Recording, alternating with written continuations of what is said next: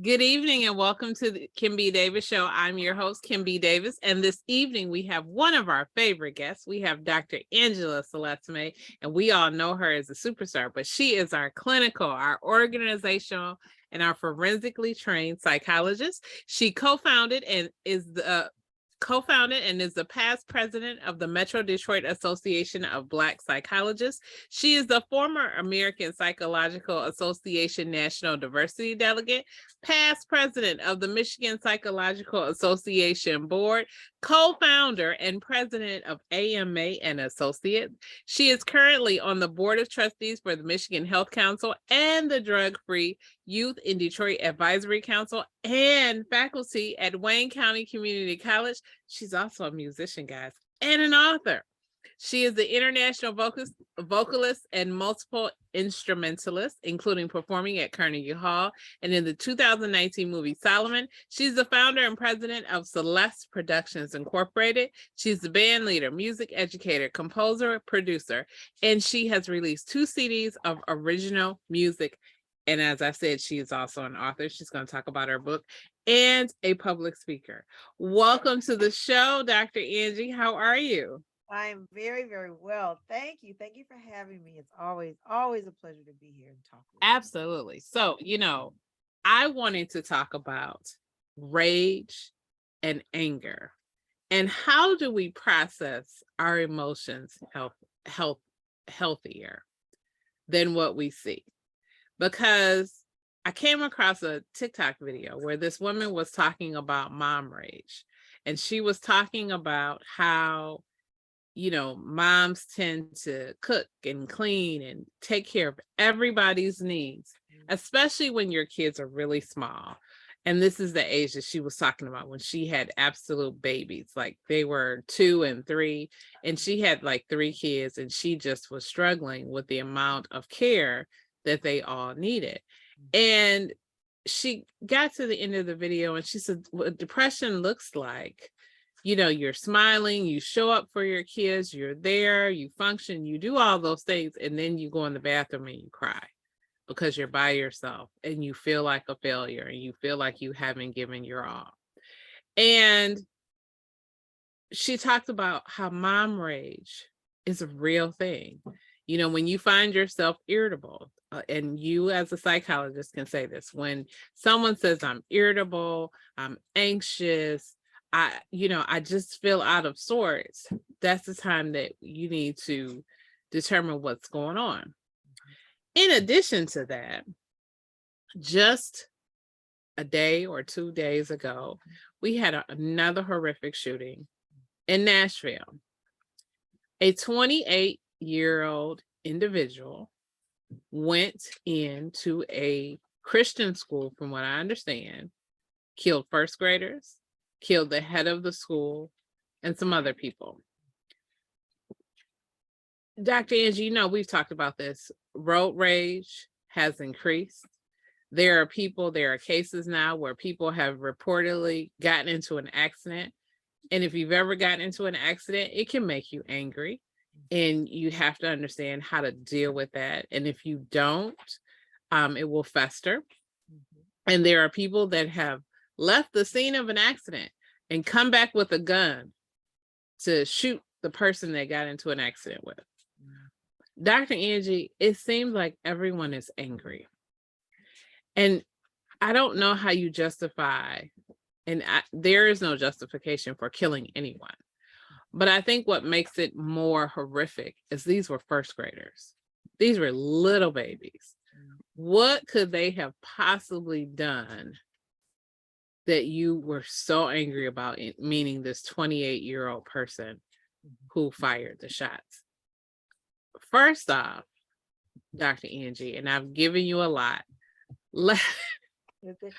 There's a lot out here. There is absolutely a lot out here. How do we, because I think one of the things that happens, we talk about anger, we talk about rage, and people have all these slogans and sayings. We'll say, oh, when you get into a relationship, you get married, don't go to bed angry. Well, sometimes you need to go to bed angry because sometimes what you're angry about is you didn't get any sleep. And once you rested and calm down, then you can have a conversation. People will say, holding on to anger is like hoping that the other person will get sick, but they don't. They don't feel anything. The only person that feels it is the person that's holding on to the anger. Dr. Angie, can you talk about how anger is a normal emotion and how do we process it so that we don't let it fester within ourselves and destroy our well-being? Absolutely. Well, I want to work backwards from Okay. the last part of what you were saying, and of course, everything you're talking about is all tied together. Mm-hmm. The last part of what you were saying about the old adage, don't ever go to bed angry. Something that my husband and I have done for years. Pretty much I think pretty much just about all of our marriage is we've been married. It'll be 20 years this year. Okay. We started dating when I was a sophomore in not high school, college. So we've been together a long time, 36 years since I was a teenager. It's a long-standing, healthy relationship. We work through stuff, we argue, there's the whole, 9 yards. But one of the things that I tell people, one of the things that I encourage couples and I tell young people, actually folks of all ages, is the same kinds of things that, many of us, I'm sure you were probably raised in a similar way. We were actually taught how to deal with anger, conflict, disagreements with other people, all of those kinds of things. In the many years that my husband and I have been together, from my boyfriend, all those years being my boyfriend, from the get-go, our relationship is grounded in who we are as individuals. You bring that to the table. So, we're Christians. Doesn't mean you're perfect. You Right. still act a fool and everything. But there are just certain, there are standards that come with that, or there should be anyway, the way we were taught. And we come from families where, again, not perfect by any means, but there are just certain lines you don't cross. And one of the things I tell people is there's a way to argue, there's a way to fuss and fight that maintains the respect of each other. Where it takes time. You develop those things in any relationship, friendships, or anything else, where you say what you really feel, in whatever way you need to, but you may even tell the other person how mad you are, and I can't stand when you do, or whatever it is, but never a name is not called. There's no calling each other names. There are just certain things that you still do to maintain the respect and the love and the integrity of the relationship, because you maintain your own integrity. Those things are taught. I mentioned this before. My grandmother used to say, you have to teach people how to love. You have to teach kids how to love. And in light of everything that you're asking about and talking about, and what we're seeing and living through in our country in particular with the gun violence, but in general, just what we see with the horrible use of that anger emotion. Put it that way, the use of it, meaning how we inflict other people and how we inflict ourselves with that. Some people might say, and I've heard people say, well, they're just younger folks, they're just not being taught. They're being taught, all right. It's the behavior is being, as we psychologists say, it's being modeled. The behavior is being modeled to them. They're seeing it, not just in the media, but in, people around them. Sometimes even their own, not to blame parents, and sometimes the parents are modeling the same thing. This is how I handle it. I, go off on them. This is what strength, quote unquote, looks like. I put them down, all those kinds of things. So when we see younger people doing some of that, it often doesn't come out of a vacuum. They've seen it. It's been taught either overtly or just by what they've seen.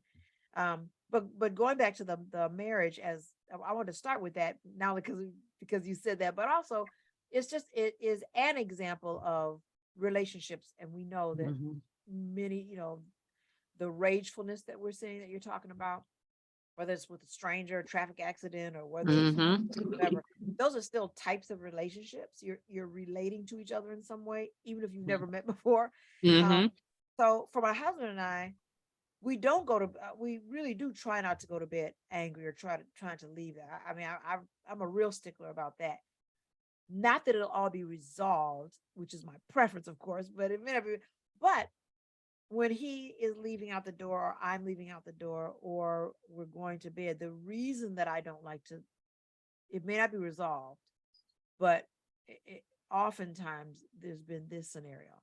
Mm-hmm. There's the argument, folks have to leave, got to get going, got to go to work or whatever. And so we'll make a point of saying, by the way, I love you. Bye. All right, I love you. Give me a kiss. And the reason I do that is because I have a real thing about you know, you can't control everything, of course, Mm-hmm. but I don't want to have that be the last time I see him if something happens to me or him. Yes. Yes, that is So important. I'm mad at you about this. I don't like what you said, but Mm-hmm. we leave it with, as a reminder, I still love you though. Mm-hmm. Mm-hmm. And the same thing with, you know, when folks shut their eyes, there's no guarantee Mm-hmm. about waking up. So that, and that may have been part of the, you know, part of the old wisdom of the elders, you know, when they said stuff like that. But also to your point about things that fester, whether you're in a relationship or just, you know, we're in relationships with ourselves, of course, too. Mm-hmm. Mm-hmm. I think that much of the point of that old wisdom is the idea of things festering. Mm-hmm. And when things fester, that's when we do see the, you know, going home and getting the gun and coming back. Or we do see the mom in the closet, you know, bawling her eyes out and crumbled on the floor, only to Mm-hmm. get up and do it, you know, and get out there and do it some more. Um, Still feeling unheard.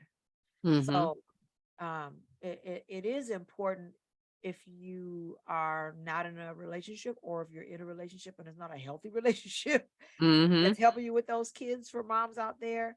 You know, like you and I've talked about before, get your support network.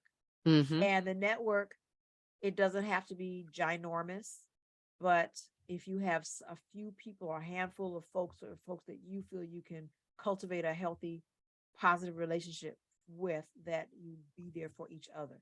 If it's that coworker that you might jive with and spend a little, you know, try to have lunch together, or build a relationship where you may feel comfortable you know, unburdening over time, or that person at church, or wherever it may, or that neighbor, or that second cousin that, you know, the rest of the family may not get along well, but there's that one cousin. So whoever it may be, build your network.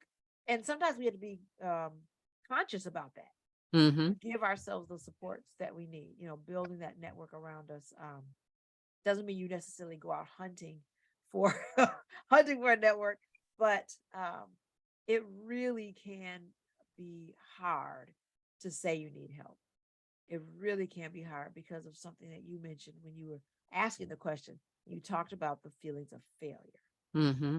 And I think that we, in many ways, you know, there's that yin and yang, you know, the two aspects of things. On the one hand, we've encouraged women for so long that they can have it all.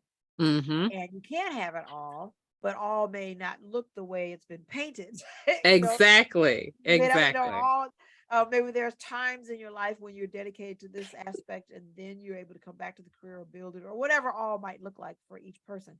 Um, so in encouraging women i- along those lines, meaning well, Mm-hmm. we've unfortunately, and people have talked about this kind of, and I haven't heard people use the term rob, because that may sound a little strong because it's not intended, but we've almost robbed women of their humanity Mm-hmm. by building them up to say that you are strong. Women are strong, Mm-hmm. absolutely. But Mm-hmm. that vulnerability is part of that strength. Right. So, you know, again, thinking about older generations where, especially Black women, but where, you know, there's so much on Mm-hmm. women and not being heard, not being recognized. Well, it's what you're supposed to do. You know, you're working 36 hours just to keep the home together, Mm-hmm. let alone taking any time for, you know, for yourself or Mm-hmm. anything like Mm-hmm. that. But I remember grandmas and great grandmas, and, you know, sitting down in a chair and saying, whew, Grandma tired, baby. I remember that too. Say it, you know, say it. Grandma tired. Grandma tired Mm-hmm. right now. Mm-hmm. And it may be, you know, of course, if you got little ones like 2 and 3 years old, you can't necessarily do that. But women have one of the things that women have to do and moms have to do is work on, and I do hear more women saying this, which is good, encouraging each other to give each other grace. Mm-hmm. Give each other, what does that mean? You know, allowing us to remind ourselves that we're human, Mm-hmm. that we're not perfect, so we shouldn't try to strive to be perfect. And Exactly. needing a break is not a weakness. Right. That's a part of the process, a Mm-hmm. healthy part of the process. Mm-hmm. Um, and also it can be so helpful. I think even you know, even if you have that 5-year-old or that 6-year-old, and you sit down and say, you know, like again, like the previous generations would do. They'd say, you know, can you get mommy her water out the water out the refrigerator? You know, can you sit, and sometimes bring your kids into it, if, you know, when you can, Mm-hmm. when you find Mm-hmm. those spaces, you know, have them sit down with you while you take that moment to relax and drink a little bit of your water. Notice I Mm-hmm. said water. Yes, I heard you. Not wine, not alcohol. Whatever, to each his own. I'm just trying to keep on the healthy tip, on the healthy tip. Mommies need extra water for hydration, Yes, yes, for hydration. for hydration and sanity. But yeah, to sit there and it can be, tell me about your day today. You know, tell me about what happened on the schoolyard, all of those things that moms do. And I Mm-hmm. totally understand multitasking. But you know, now multitasking has gotten kind of a bad Yes. reputation a little bit. Again, it's that balance. It's hard. It can be a challenge not to multitask. You know, while they're telling you about what happened, you need to get dinner on. Mm-hmm. You know, if you're gonna get in bed, all true. But you and there are days when it seems like you can't take 5 minutes, like literally, Mm-hmm. totally Mm-hmm. true. Mm-hmm. But but I would say again, just as you're intentional about building support networks, be a little more work on. I would encourage moms and others to work on being intentional about finding and figuring out those spaces in your day, in your week, where you can carve a little rest time, a Mm-hmm. little bit of rest time, even if it's just 5 minutes. You know, when you get the kids home, I got to get dinner on. Maybe you get the kids home and you sit for, and some people need to just, like, you know, put it in their phone, like literally five Yes, minutes, you need to five schedule. minutes, Mm-hmm. sit, sit, Mm-hmm. Mm-hmm. and you know they're running wild. Okay, or have show me that note. You know, show me that note that you got from class, from your teacher about that trip, whatever, and just sit, Mm-hmm. or whatever it may be. But yeah, being intentional is really, really important to help lower some of that stress about building a network, figuring out where you can get some peace a little bit. But most importantly, before you do even all of that, not that it has to come in rigid, like first comes this, first comes that, but it's so important again to stop telling yourself or accepting messages from others that you are a bad mom or that you Mm-hmm. are failing. If you Mm-hmm. need a break, if you need some help, if you need Mm-hmm. a rest, Mm-hmm. because that's being human. It That's is. It absolutely is. being human. Yeah, for sure. That Um, is, oh, I'm sorry. That's such great information. I wanted to pinpoint something that you said. You talked about feeling unheard. A lot of moms, especially when they have young children, will say that. And oftentimes, when people have conversations, and I know I had conversations, and people would say, you know, when you're in the weeds, it's really hard to lift your head up and say, hey, I need some help, because all you see is all the things that need to be done. yeah. And you're right. You know, when you come home and the kids are running everywhere, I think in America, we have gotten to this point where we believe everything needs to be nice and neat and tidy. And children are not nice, neat, and tidy. They bring lots of messes. They are loud. They're gregarious. You know, they're wonderful additions to your family, but they don't fit in this nice box. It's not like you can put them on a shelf. And so, you know, in America, we have done a disservice to women because we've told women, well, your house needs to be clean. You need to be able to parent. You need to be there for that child. If you have a job, you need to make sure that they know that you are, you know, capable and are at the top of your game, no matter how tired you are, and if you have a husband, you better make sure that that man is taken care of. Because if you don't, some other woman's going to come in and snatch him up, Right. you know, right. Yeah. And so here you are with all these conflicting messages. So, Dr. Angie, if there is a woman right now who is struggling and she's like, but I don't have anybody. Because I was just having this conversation with someone else. We were talking about raising children. And I said, well, my parents were gone by the time I was trying to have children. And my husband's parents were gone. So what do you do when the network that you should have, the aunts, the uncles, the cousins, the friends, and, you know, my friends would say, well, Kim, we tried to come over and give you a date night. I said, but that's once a year. I said, you said date night. Date night. Like Date night. yes, like I have friends and they would be like, oh, I got a night, Kim, you guys want to go out? And people would say, oh, but we gave you a date night. I was like, we had 2 last year. 2 in 365 days. And I remember when President Obama was president and he and Michelle every Friday night went out. And I remember saying to my husband, if the president can do it, why can't we? We could never figure it out, couldn't get it together to just couldn't. And I thought, that's being intentional. And I think that people get confused and they get scared that they've got to meet some standard. They were like, well, it's President Obama. He can do this and he can do that. And I'm like, no, I think Michelle would be okay. First Lady Michelle Obama would have been okay if they had done some simpler things. In her book, she talked a lot about spending time together as a family, not in his role, who he was, not who she was, that this was their family. Yeah. So what advice would you give to a woman right now who is just at her wit's end and it's just like, is this really what I signed up for? Because if I got to go through one more year of this, oh, buddy, Yeah, that's why goes back to what I was saying about, again, the word intentional, like being intentional about the review. I was saying being intentional about building the network or finding those spaces, in a day or a week, or et cetera. And definitely carving out that time, and not just carving it out. I mean, people say in the last several years, you hear people say, put yourself on your priority list, put yourself on your agenda.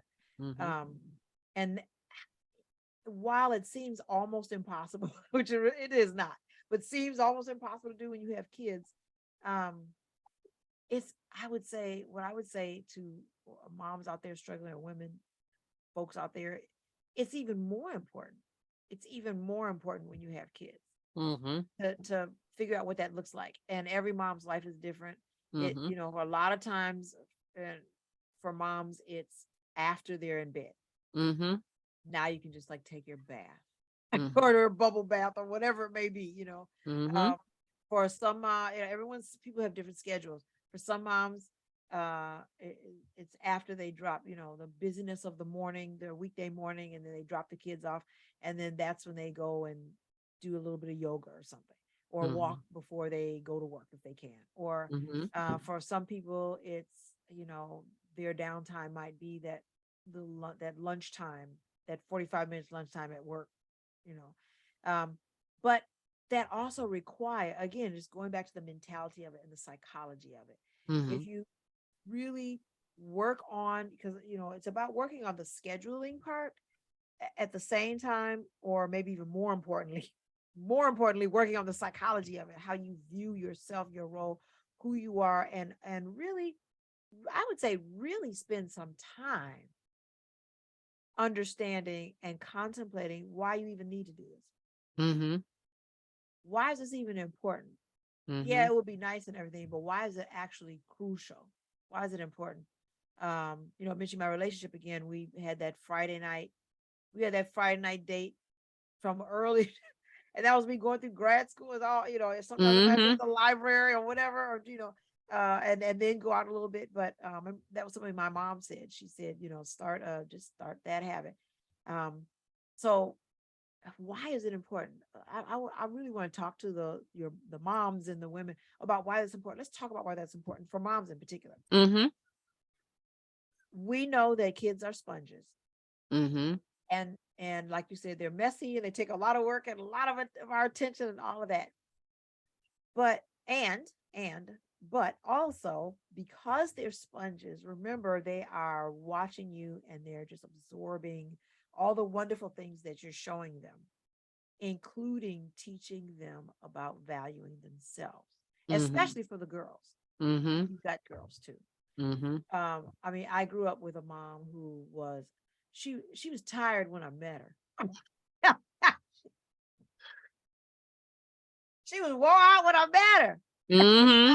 Sister. She's like, look, Sister. you gonna get about 78%. The other, your siblings got the rest. Sorry, this is the best I can do. Well, no, that was part of why she tired. She's working, she's going to school, all of that, and she gave us. Mm-hmm. She was there for the she was playing in the recitals for us, Mm-hmm. all that. Mm-hmm. So she was tired.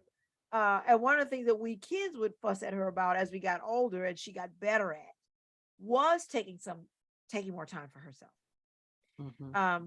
But if I talk to the moms about why this is important, remember you're teaching your kids about the value of valuing themselves. That of course that means being there for them, but it also means showing them that it's okay for for you to be a little tired sometimes, or need a little something sometimes, a little extra hug, because you see mommy saying, I need a little extra hug, or I need, mommy needs about 5 minutes or so.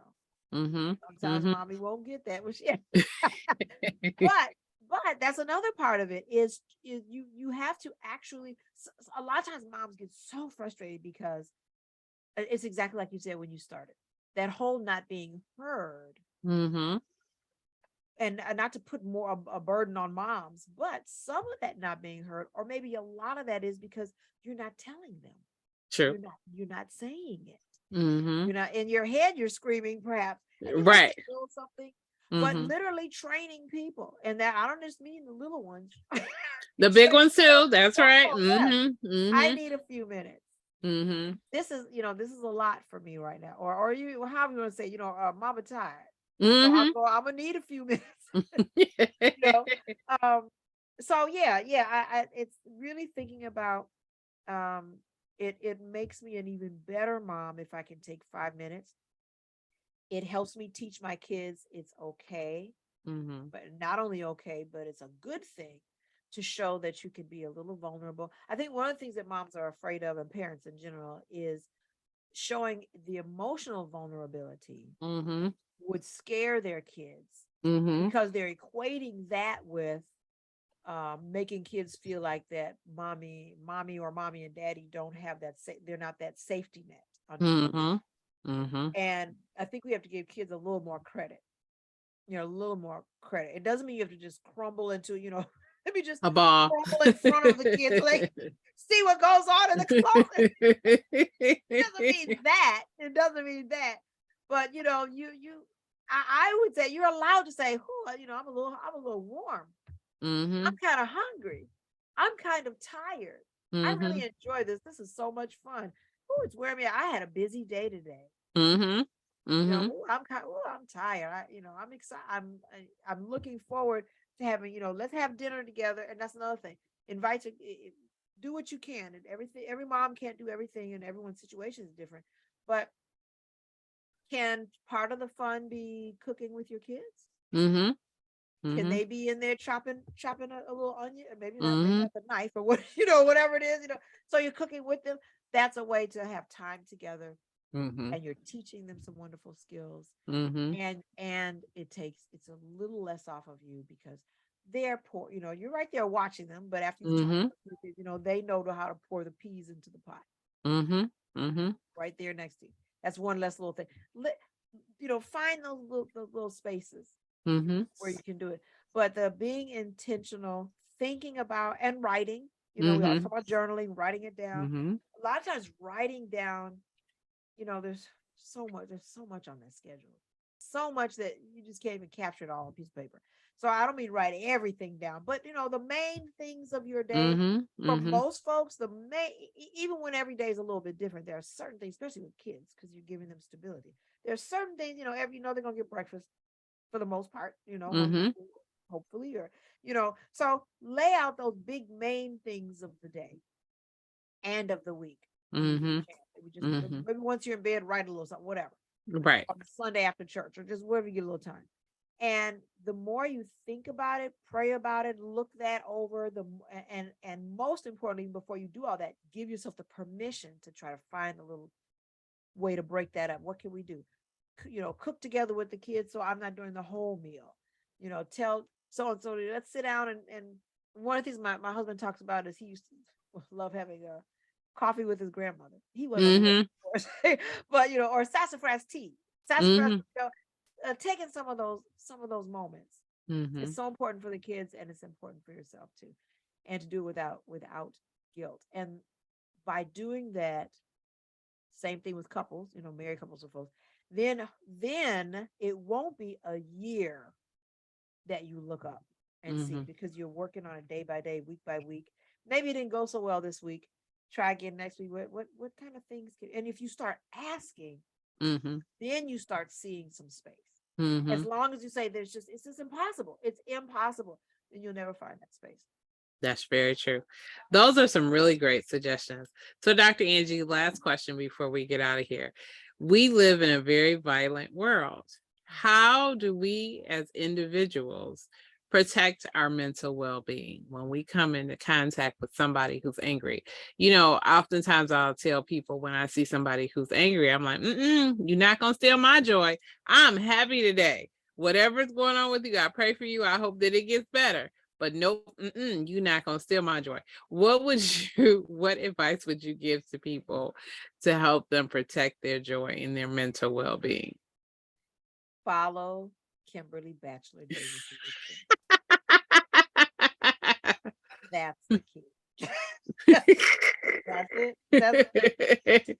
No, you're not gonna. That's right. Talk about being intentional. The wonderful example. Everybody follow Kim. Because listen to what you said. You were conscious that being around other people and the negative energy can steal your joy. Mm-hmm. You stepped into that space before they had a chance to do it. You treated yourself like you were worth protecting. Yes. Yes. Absolutely. Right. Say that again for the people in the back. You treated yourself like you're worth protecting. Yes, absolutely. You also said it with compassion. Mm-hmm. You didn't, and a lot of times people don't realize how much they're escalating their own stress hormones when they join in with that, and then that person's anger gets that person angry, and then you did it you like walked that line between, or I should say you stood unmoved on that space where you said, I don't have to join in your anger, and beyond that, I'm actually going to pray for you. I'm actually going to give you some love. I'm actually going to give you some love while not joining in with the negative. So you also did it, so you did it with class. Class in Christianity, and you did not you didn't call them names back or whatever it was. Right. You stayed on the high ground, maintained your own integrity of the way you wanted to move around in space. You did not allow them to manipulate you to go negative. So follow Kim, everyone. Like you just ticked it off. I love it. Staying conscious of the fact that your joy can be stolen, you protected your own space and emotional space and all that. And what's wonderful about that too is you really demonstrated again, follow Dr. Kim, that like we've talked about before, you have a choice. A lot of times it feels to people that they don't have a choice. When you hear people say, now listen, you better be careful how you come here towards me because I'm, what it says, it's kind of like power away, then you gonna take me there. No, you can't take me anywhere. I don't decide to go. Absolutely. That's And right. that's all of what you did. So that's what we need to do. We need to be aware. We need to realize our mentality is worth protecting. We need to continue to be loving towards others, especially, I was going to say, including our enemies, especially our enemies. Yes. Yes. And maintain our integrity and just woosah that. And then the last thing I'll say too is you didn't just say, I'm not going to allow your negative energy to bring me, down. Or you did, you not only said that, but you clung to your joy that much harder. Like you were like, nope. It was a very active thing. Right. Very active. And I think that we do have to be active in our joy and active in our calmness, our joy, our whatever, to not just really, go down that road. Something you said at the very, very beginning when you said that anger it's a part of our human range of emotions. It's a natural emotion. It comes, there are some things to be angry or upset about. However, it's what you do with it. Right. So, and I know that people will, take that anger and use it to try to make some positive difference. All of that I think is very healthy and good. But I would also add, don't be aware not to live in it, because I know that there are people with great intentions and they've just spent the last 25 years just angry, and they'll say, I use my anger to, they're using the anger to put food on the table, they're using the anger to brush your teeth. Wait a minute. And then when it's gone, they don't know what to do with life because the thing that's been holding them together is gone now. And it's eroding. It harms the health in terms of when you're in an angry or irritated space, your cortisol levels, the stress hormone goes through the roof, your blood pressure goes up. So we don't want to live in that. Right. Live on that. Yeah. So all the things. Thank you, Dr. Angie. You were amazing as always. So before we get out of here, tell us everything that you have going on. Tell us where we can find you, your book, and your music. Thank you. Thank you for asking. Well, I'll grab the book. So this is my book. This is the paperback version of there it is. Okay, Freedom. Freedom. And it's all of this under here is what is the experience of living without negative self-imposed limitations. You can pick this up at Amazon.com, at BarnesandNoble.com as well. You can also get it from the Ex Libris website. That is the publisher's website. Ex Libris spelled with an X, Libris. Yeah, it's a wonderful little book. There's a hard copy version and paperback version. And basically, it's really, freedom means getting free from whatever you might feel stuck in your life, whether it's emotional, relationships, your career. This is a wonderful, it was a wonderful experience. I did interviewing a small group of people. It's qualitative research, which basically means it's getting their stories. And the group of people come from lots of different backgrounds, different age ranges from the 20s into 60s, 70s. Black, white, women, men, and all with different stories, but there were some major key themes that they all had in common that came out of the research. 7 key themes to help us get unstuck and free. Okay. So that's universal. So yes, definitely pick that up. You can find me on the three or four of the socials. I never mentioned LinkedIn. I keep forgetting LinkedIn. I am on LinkedIn, Dr. Angela Celeste May. I'm also on Facebook. Angela Celeste May is my personal Facebook. So hit me up there. My professional music Facebook page is Dr. Angela Celeste May. You can follow me there. I'm also on Instagram as, again, my name is the same name that you see here, Angela Celeste May. Angela Celeste May. Angela Celeste May on Instagram. Also on YouTube. On Reverb Nation. That's REVERB Nation. You go to that site, and then again, Angela Celeste May, you can find out, you can see what I'm doing, my music, my 2 albums are there, and shows, etc. And then of course my company with my sister, Michelle Ann May. She's a licensed counselor. We're both professional musicians as well, but together our company is A.M. May and Associates Incorporated. You can find us at ammayassociates.com. Go to our website. We do counseling, consulting, and coaching. In terms of coaching, we do professional and personal coaching, creative coaching for creatives who may need some coaching help. And also I do doctoral coaching for people who are either considering the doctorate degree, or if you're already involved and you need some additional support, I am there for you. And it doesn't have to be in the field of psychology, in any field. I've worked with lots of folks in different backgrounds. Also, AMA Associates is on Instagram and Facebook as well. And musically, you can, again, I mentioned reverbnation.com. Also, I am teaching, if you are in the Metro Detroit area, I teach at the Mary Grove Conservancy. I teach voice and piano for beginning and intermediate. Voice, I teach all levels. So you can reach me at CEL, it's my middle name, CELESTE, M as in Mary, US, and the number 1 at AOL.com. So if you're interested in music lessons or anything like that, feel free to contact me. And so at this time, I'm doing consulting. I just finished a performance that I did last week that went really well. Thank you. So I'll just, find me on all those places, and I'll let you know what I've got coming up musically or anything else at this time.